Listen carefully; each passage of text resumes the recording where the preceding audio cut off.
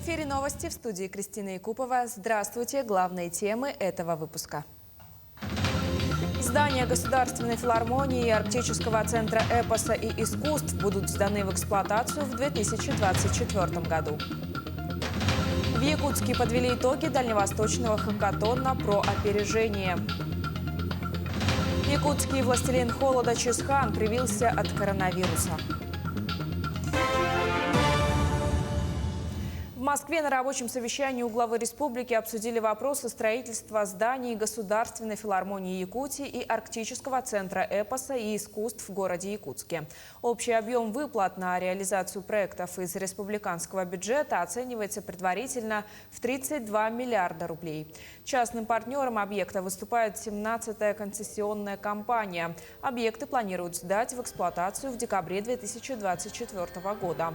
В ходе совещания стороны обсудили позиции по отдельным технологическим решениям, комплектование сценическим оборудованием, разработку дизайн-проекта, входные зоны среднего зала УРАСА, а также кровли АЛАЗ и акустического оборудования. Кроме вопросов, непосредственно связанных с самой стройкой, есть уже вопросы, которые нужно решать и с точки зрения работы по дизайну, по техническим решениям внутри здания. Есть вопросы, связанные с акустикой Государственной филармонии, которые тоже должны быть решены на самом высоком уровне. Ну и, конечно, все это должно происходить в постоянном контакте между непосредственно исполнителем концессионной компании и представителями заказчика. В настоящее время строительные работы выполнили на 30%. По зданию Госфилармонии на 700 посадочных мест завершены монолитные работы до отметки 4-го этажа. Объект «Арктический центр эпоса и искусств» на 800 мест построен до 2-го этажа. Строительно-монтажные работы приостановлены в связи с наступлением отрицательных температур. Технологический перерыв продлится до марта следующего года. Глава Якутии принял участие в церемонии награждения конкурса «Самый читающий регион». Статус территория книги и чтения и специальный приз присуждаются регионам, которые ранее становились победителями конкурса и 3 раза за последние 5 лет вошли в короткий список. В 2019 году статус получили Санкт-Петербург и Ульяновская область. В 2020 году Ульяновская область во 2-й раз, а в 2021 году статус присвоен общим решением жюри Республики Саха-Якутия. Помимо викторин, конкурсов, образовательных и просветительских мероприятий, это прежде всего большая работа по популяризации языков коренных народов Якутии, сказал Айсен Николаев, принимая знак почетного статуса. В Якутии продолжается работа по подготовке зимних автомобильных дорог и ледовых переправ. На нескольких зимниках движение идет частично по отведенным участкам, а в декабре ожидается открытие 2 автодорог на всем протяжении. Подробности у Власия Сергеева. На сегодняшний день в Якутии открыто более 1,5 из 10,9 тысяч километров зимних автомобильных дорог регионального значения. Участки зимников работают с различными ограничениями по общей массе автотранспорта. В декабре ожидается открытие еще 7 участков. Помимо этого, автодороги Арктика и Яна будут открыты полностью. Примерные сроки открытия зимников у нас утверждаются ежегодно приказом Министерства транспорта. В этом году этот приказ был принят в начале октября. В соответствии с ним примерные сроки могут корректироваться. Насколько мы знаем, в последние годы наблюдается аномально теплая погода. До середины ноября у нас практически выше -10 была погода.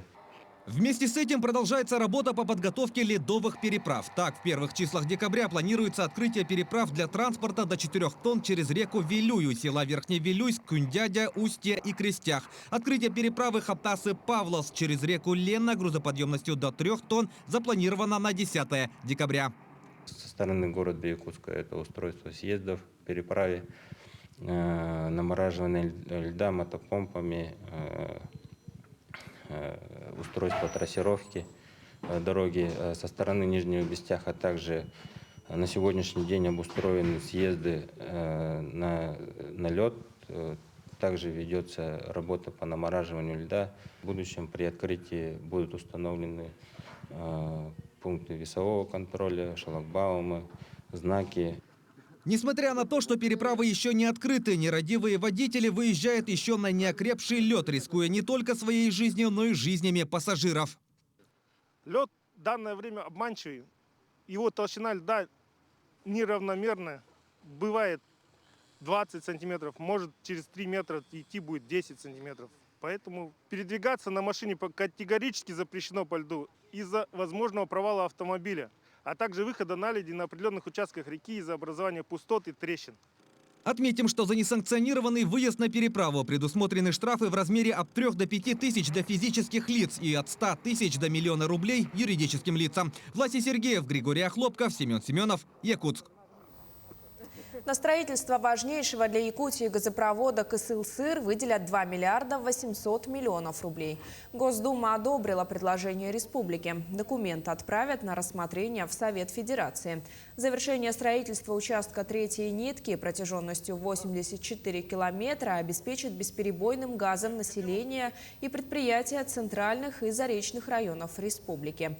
Также в перспективе это позволит огромному количеству людей подключить свои дома к газу, а значит, жизнь тысяч якутян станет еще комфортнее, сообщил министр промышленности и геологии республики Максим Терещенко. Молодые педагоги из различных районов Якутии приняли участие в первом дальневосточном хакатоне по разработке образовательных программ и проектов, который проводил на этой неделе Центр опережающей подготовки республики. Всего, по словам организаторов, приняли участие более 40 учителей и педагогов из учебных заведений Дальнего Востока. Сообщается, что часть представленных проектов и программ были уже готовыми продуктами, которые уже смело можно внедрять в работу образовательных учреждений и организаций. По итогам этого хакатона первое место заняла команда «Байкал», второе место «Наран» и тройку замкнула команда МРТК «Про». Победители, во-первых, получили знания. Во-вторых, они получили партнеров в других регионах. В-третьих, они опробовали, по сути, на коллегах то, как работает их образовательная программа. Насколько она привлекательна, насколько она содержательна, насколько она использует современные возможности технические. И на самом деле же одна из команд представляла, например, вопрос управления уровнем эмоций. Да, эмоционального выгорания. Дело в том, что технологии образовательные сейчас очень, очень серьезно меняются. И поэтому команды получили на самом деле новые знания. С начала этого года в Якутске построено 20 теплых остановок. В них горожане могут не только согреться, но и наблюдать за движением автобусов, а также бесплатно подзарядить гаджеты. Подробнее Ульяна Шагина.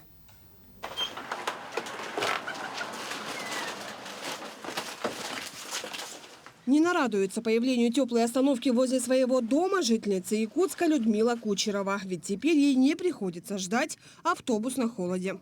Раньше мы мерзли, ожидая автобус, и также под дождь попадали, под ветра.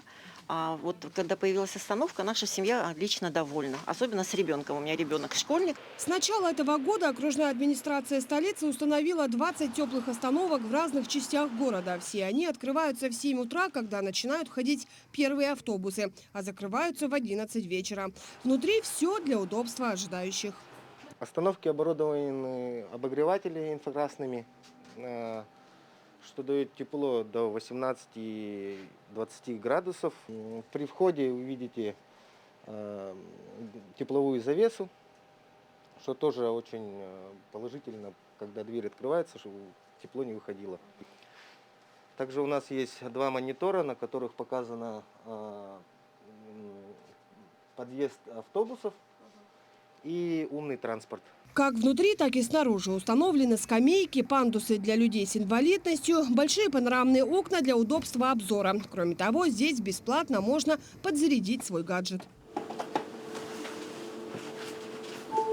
Конечно, удобно. Если у человека заканчивается зарядка, то он может в тепле подзарядить телефон. На улице сейчас очень холодно, и люди согреваются.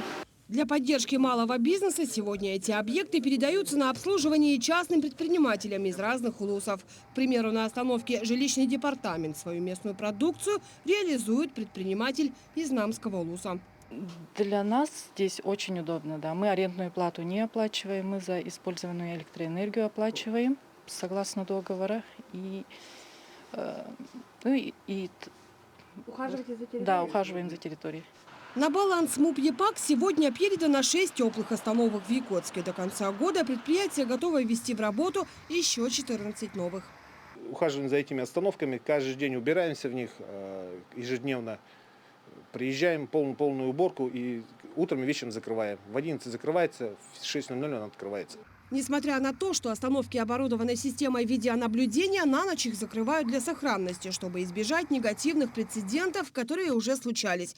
За примером далеко уходить не нужно. Вот во что превратилась новая остановка на улице Воинская. Вандалы без зазрения совести разрушили все, что видели на своем пути. Сегодня остановку закрыли, чтобы провести в ней ремонт, а на хулиганов подали заявление в полицию. Давайте беречь наше общее имущество, ведь ожидать автобус в тепле – приятный бонус, когда на улице минус 50. Ульяна Шагина, Григорий Охлопков, Якутск. Сказочному новогоднему персонажу «Властелину холода» Чисхану поставили первый компонент «Спутник Ви». Вакцинация прошла накануне старта фестиваля «Зима начинается с Якутии». В этом году он пройдет в юбилейный 10-й раз в онлайн и в офлайн форматах. По традиции состоится фотоконкурс зимней этнической одежды народов Якутии «Тепло якутской зимы», выставка народных промыслов «Серебряная чешуя», гастрономический фестиваль «Вкус Якутии», конкурс ледовых и снежных скульптур, арт-шоу «The Snow Queen in Якутия» и бал-маскарад этномоды. 1 декабря состоится онлайн-трансляция торжественной церемонии зажжения новогодней елки главы. Названы 5 продуктов для улучшения памяти, их перечислила врач-диетолог. Одним из самых полезных она назвала авокадо, содержащий много жиров, большое количество калия, клетчатки и антиоксидантов. На когнитивные функции и концентрацию благотворно сказывается розмарин, посоветовала специалист. В нем есть ацетилхолин, необходимый для поддержки мыслительных процессов. Укрепить память и нейтрализовать токсины в организме поможет регулярное употребление оливкового масла. Антиоксидант, генерирующий нейральные и стволовые клетки, есть в зеленом чае. Он сказывает положительное влияние на память. И шоколад, содержащий много какао, имеет органические вещества, снабжающие мозг кислородом. Особенно полезен горький шоколад, который также помогает справляться с сонливостью и повышает общий тонус. К этому часу у меня вся информация. Мы продолжаем следить за развитием событий.